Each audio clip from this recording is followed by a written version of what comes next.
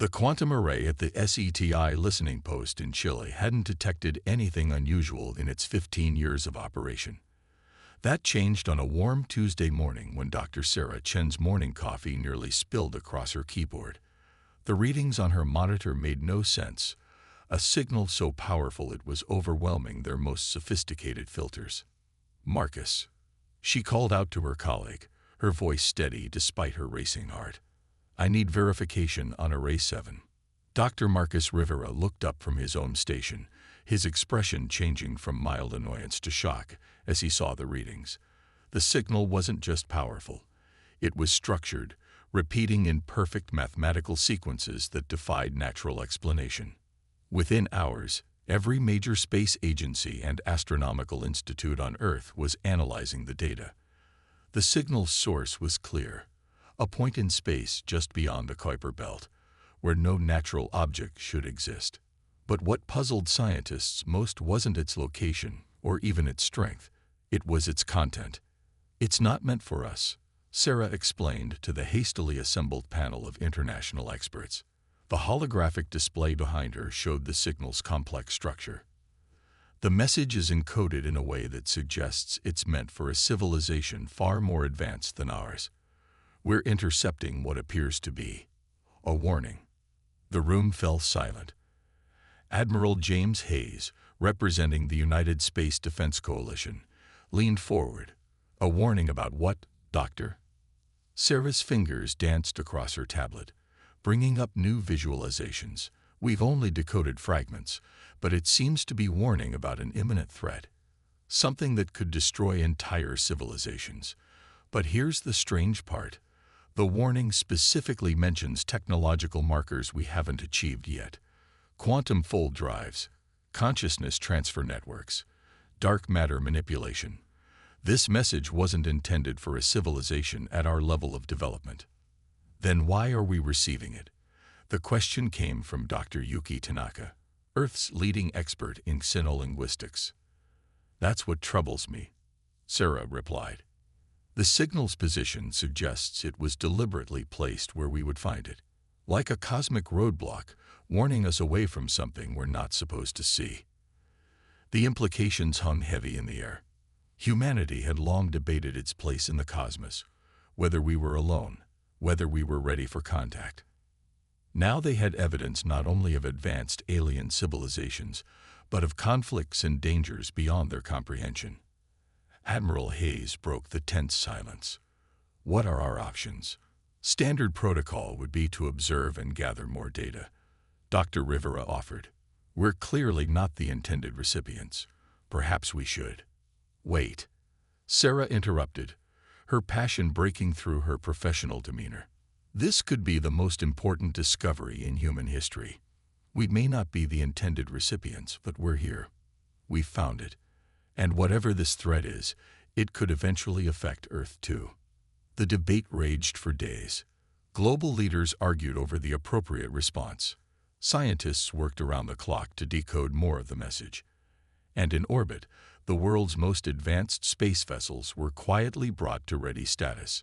2 weeks after the initial discovery, Sarah stood before the United Nations Security Council. The world's most powerful leaders watched as she presented the final analysis.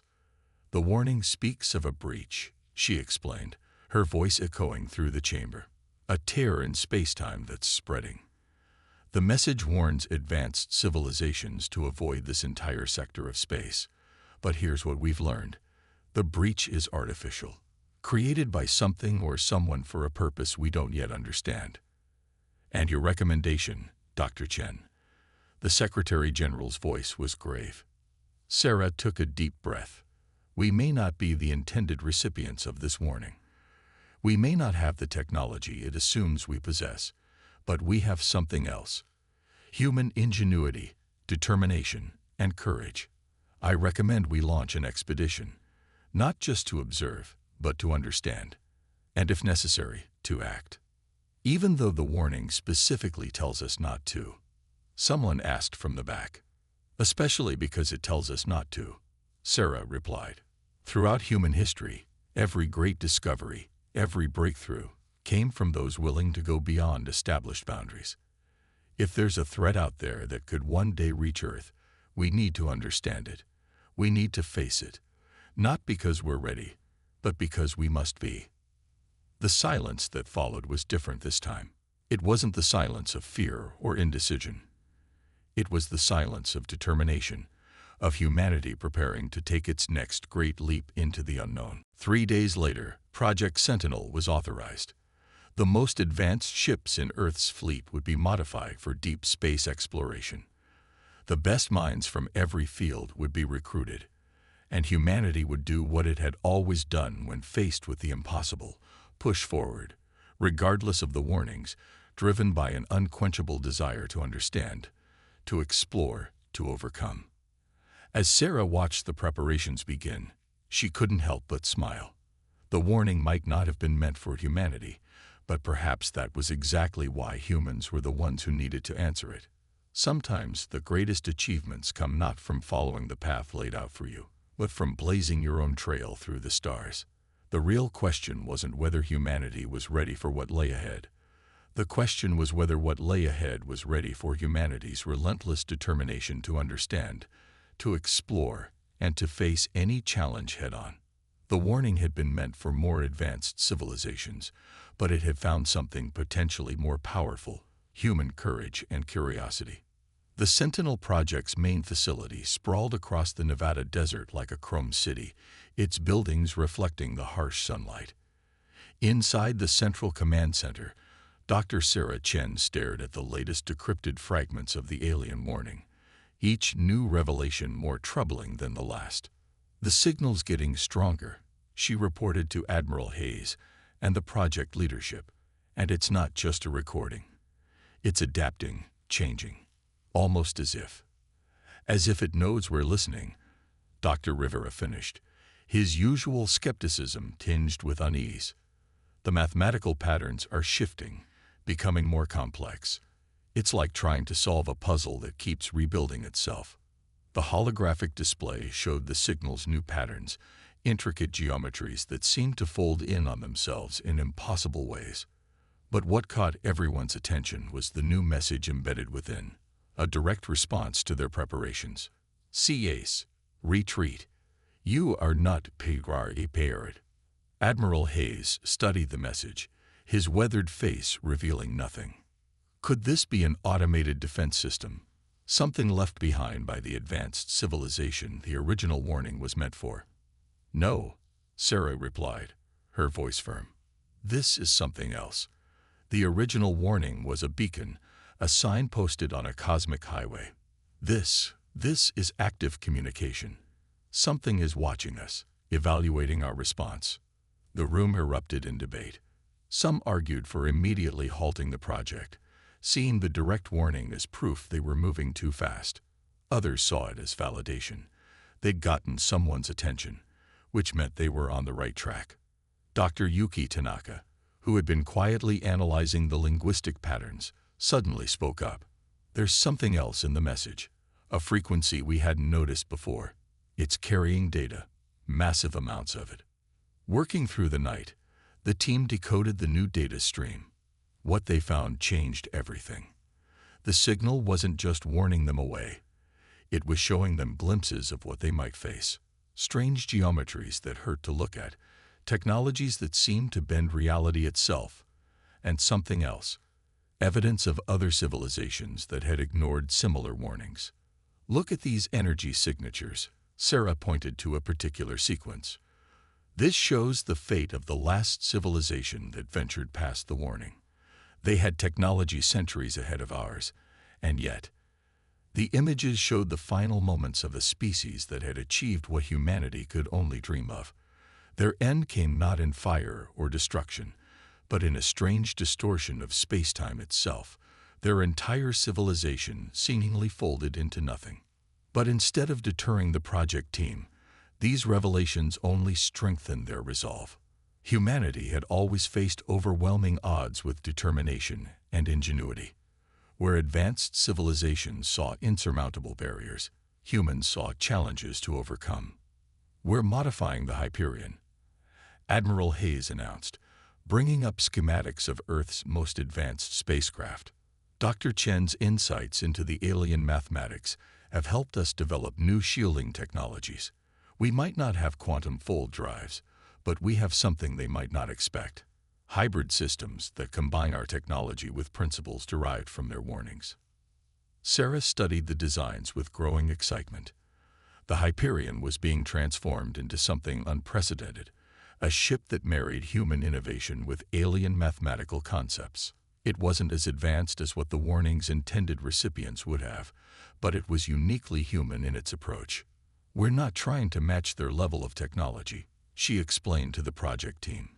"We're creating something new, something they might not anticipate. Every warning they send teaches us more, us new possibilities." The alien signals continued to increase in frequency and urgency. Each new warning brought more data, more attempts to demonstrate why humans should turn back. But each transmission also brought new understanding, new opportunities to adapt and prepare. 3 months into the project, they detected something new.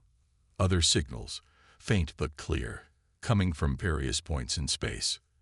They weren't warnings. They were observers, watching humanity's defiance with what seemed like curiosity. "We're being studied," Dr. Rivera announced one morning, his excitement barely contained. "These new signals, they're coming from different civilizations, some as advanced as our warning sender, others maybe only a few centuries ahead of us. They're all watching to see what we'll do." Sarah understood the implications immediately.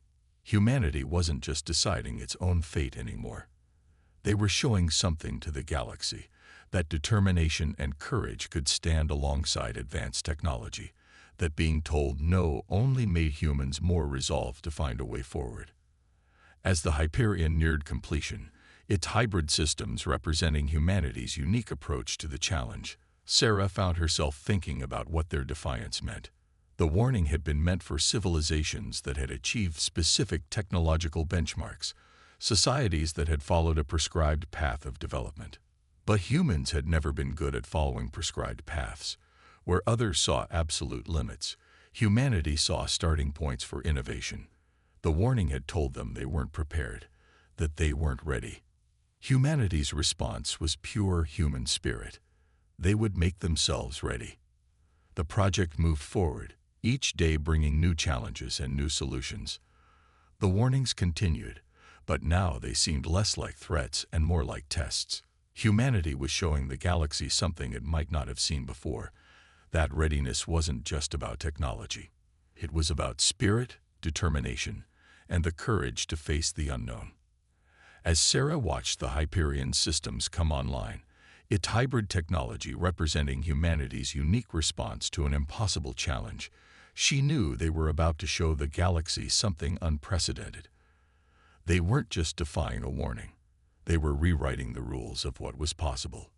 The Hyperion hung in Earth's orbit like a silver arrow aimed at the stars, its hybrid systems humming with power that defied conventional physics.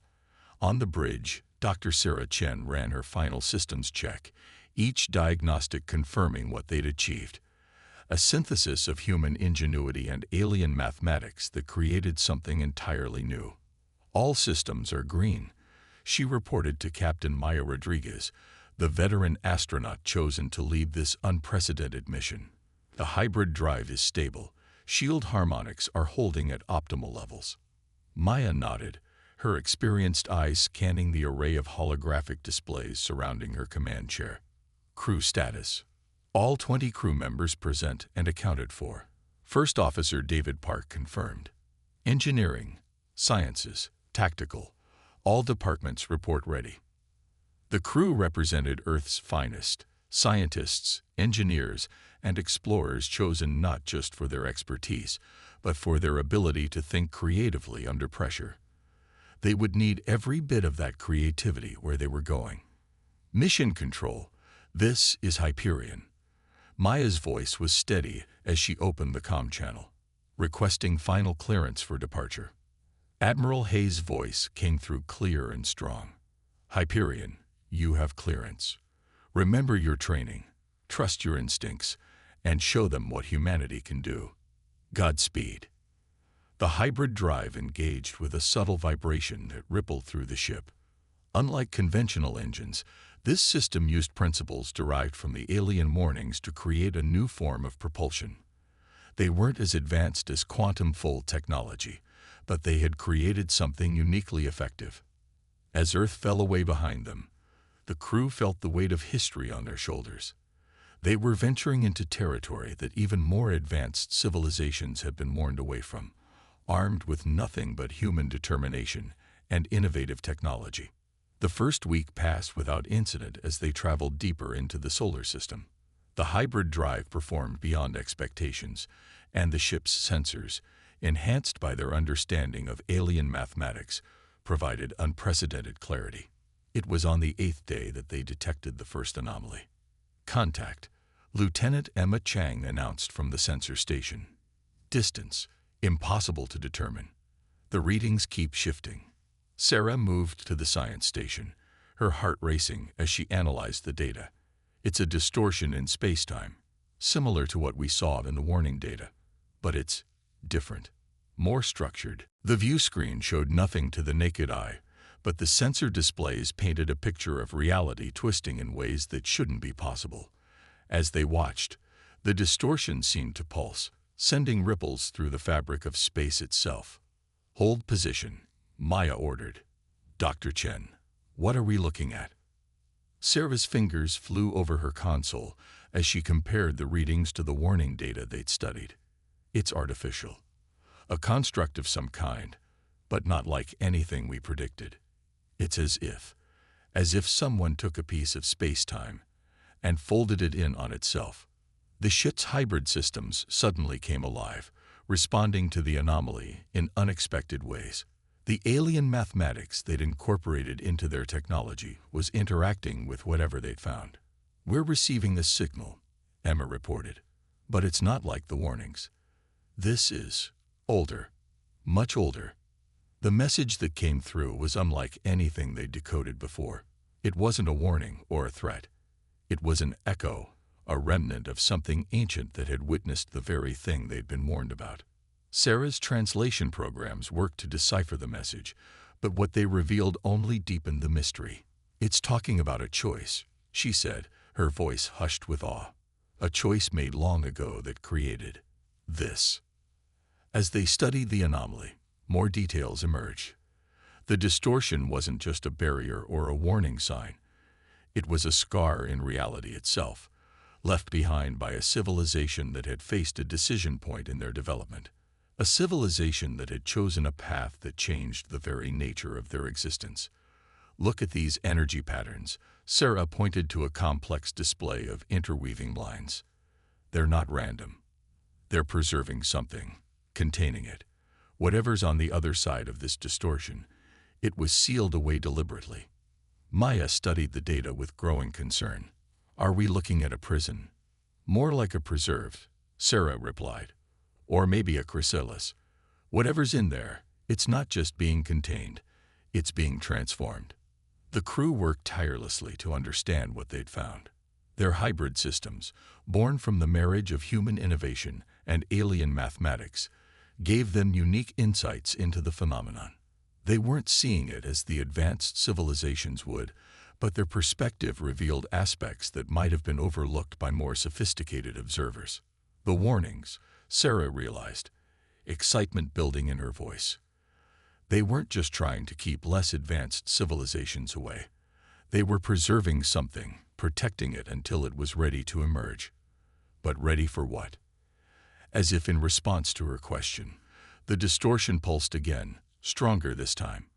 The ship's systems registered massive energy fluctuations, and for a brief moment, their sensors penetrated deeper into the anomaly than ever before. What they saw left them speechless. Inside the distortion, reality operated by different rules. It was a space where the impossible was routine, where the fundamental laws of physics were more like guidelines, and within that chaos, they detected signs of activity, purposeful, directed change on a scale that defied comprehension. It's not a warning, Sarah whispered, understanding finally dawning. It's an invitation, but only for those who are ready to understand what they're seeing.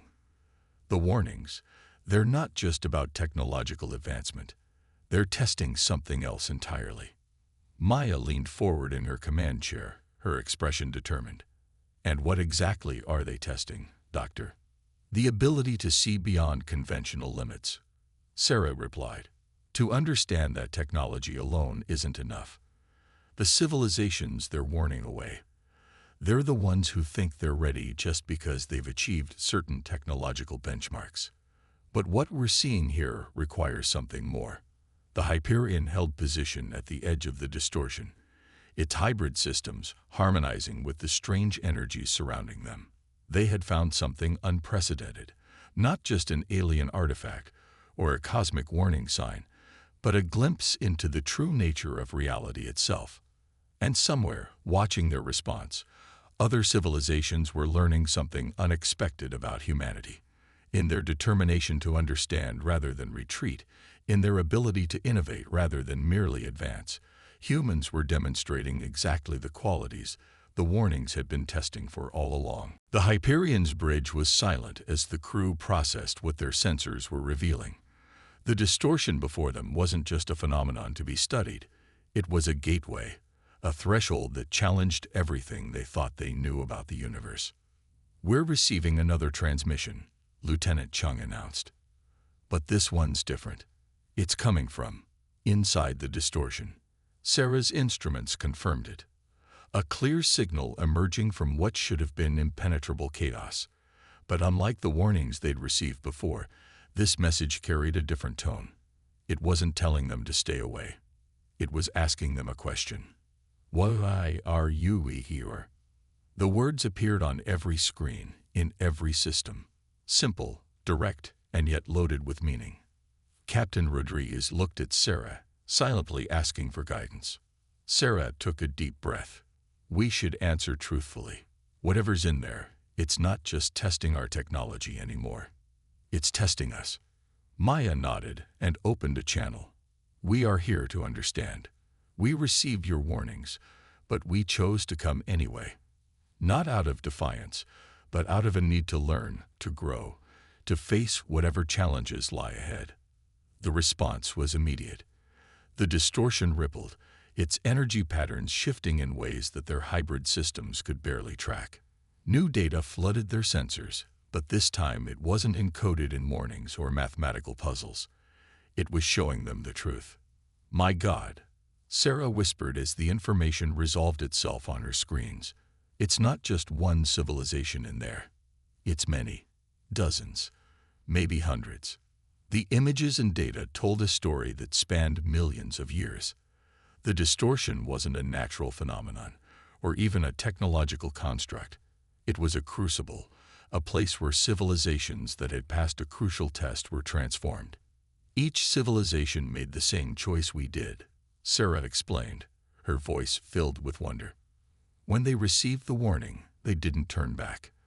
They pressed forward, driven by the same curiosity and determination that brought us here. First Officer Park leaned forward, studying the data. But why? Why create such an elaborate test? The answer came not in words, but in images that filled their minds. They saw the universe as it truly was, not just the physical realm they knew, but layers upon layers of reality, each more complex than the last.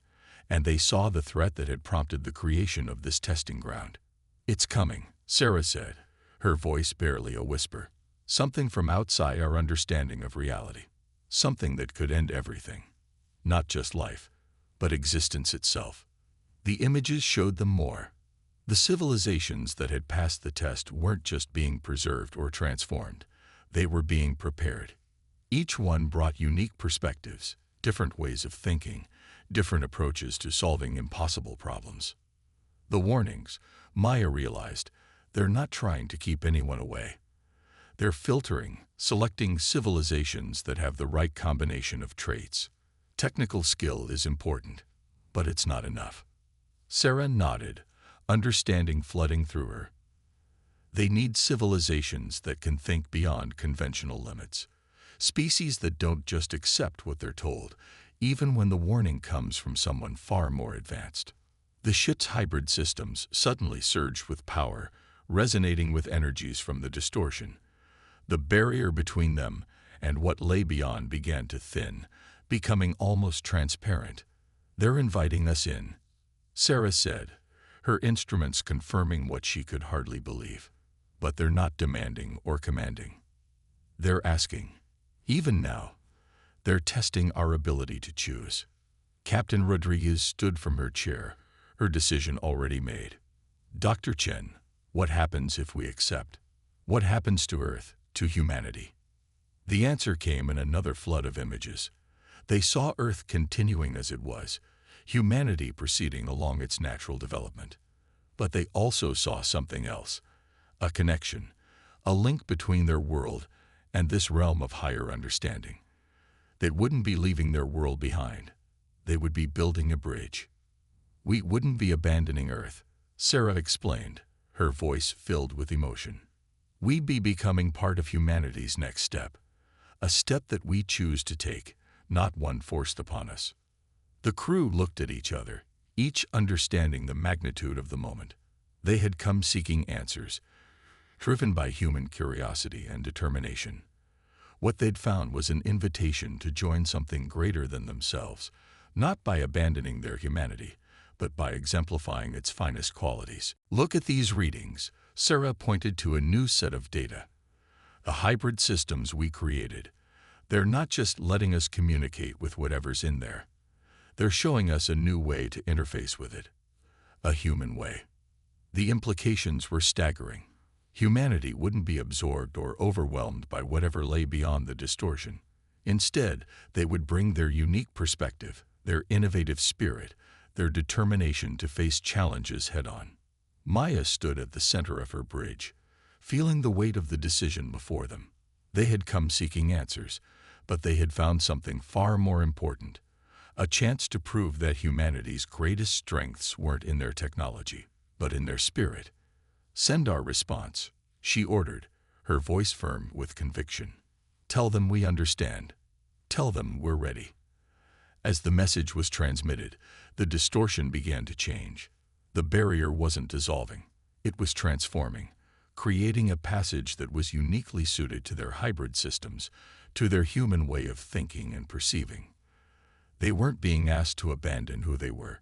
They were being invited to become something more, while keeping the very qualities that had brought them to this point. The warning hadn't been meant to stop them. It had been meant to ensure that only those with the right combination of courage, curiosity, and innovation would find their way here. Humanity had passed the test, not by achieving some predetermined level of technology, but by demonstrating the qualities that made them unique in the universe: determination, creativity, and the courage to face the unknown on their own terms. The Hyperion hovered at the threshold of transformation, its hybrid systems resonating with energies that defied conventional physics. The barrier before them had changed, becoming a shimmering gateway that seemed to pulse in sync with the ship's unique technology. "All systems are responding to the invitation," Sarah reported, her fingers dancing across the console as she analyzed the readings. "The gateway is adapting to our presence, creating an interface that matches our hybrid technology." Captain Rodriguez stood at the center of her bridge, watching as reality itself seemed to bend around their ship. "Show me what's happening on the other side." The main view screen came alive with images that stretched the boundaries of human comprehension. They saw vast networks of intelligence and energy, civilizations that had evolved beyond physical form, all working together toward a single purpose. But they weren't losing their individuality. Each retained the unique characteristics that had brought them to this point. "They're not just fighting something," Sarah realized, studying the data streaming through their systems. "They're creating something, a new kind of defense against the threat from outside reality." The threat became clearer now, a void that consumed not just matter and energy, but the very laws of physics themselves. It was approaching from beyond the boundaries of known space, consuming entire universes in its path. The civilizations within the distortion weren't hiding. They were preparing. "Look at this," First Officer Park pointed to a new set of readings. "Each civilization is contributing something unique. Different ways of thinking, different approaches to manipulating reality itself." Sarah's eyes widened as she understood. And they need us. Not just our technology, but our way of thinking. Our ability to innovate, to find solutions that shouldn't work but somehow do. The hybrid systems they'd created were proof of that. By combining human ingenuity with alien mathematics, they created something new, something that even the advanced civilizations hadn't considered possible. A new message appeared on their screens. You invented yours and now. Will you join us? Maya looked at her crew, seeing the same determination in their eyes that had brought them this far. We're not just joining them, she said. We're bringing something they need, something uniquely human. The decision wasn't just about saving Earth or even humanity. It was about contributing to a defense of reality itself, bringing human determination and creativity to a fight that transcended conventional understanding. Initiating hybrid drive interface, Sarah announced. The ship's systems began to harmonize with the gateway, creating a bridge between human technology and the higher dimensional space beyond. The transformation began slowly at first. The Hyperion's hybrid systems started to evolve, guided by both the advanced intelligence beyond the gateway and human innovation. They weren't just crossing a threshold. They were helping to create a new kind of interface between realities. We're receiving data from Earth, Lieutenant Chang reported. They're tracking our transformation. Our hybrid systems are transmitting everything back home. That was crucial. They weren't leaving humanity behind. They were creating a path for others to follow, sharing the knowledge and understanding they gained with their home world. The gateway pulsed with new energy, and suddenly they could see it all. The vast network of civilizations, each contributing their unique strengths to the defense of reality itself. And they saw humanity's place in it, not as latecomers or lesser beings, but as essential contributors. The hybrid drive, Sarah exclaimed, watching as their systems evolved. It's not just letting us interface with their technology. It's showing them a new way to approach the problem. Our solution, combining different technologies in ways they hadn't considered, it's giving them new ideas. The other civilizations were learning from them, just as they were learning from the others. Human ingenuity, the ability to find unconventional solutions, to persist in the face of impossible odds. These weren't just admirable traits. They were crucial weapons in the fight to come. Captain Rodriguez straightened in her chair. Take us in, she ordered. Show them what humanity can do. The Hyperion moved forward, its hybrid systems fully engaging with the gateway. As they crossed the threshold, they didn't lose their humanity.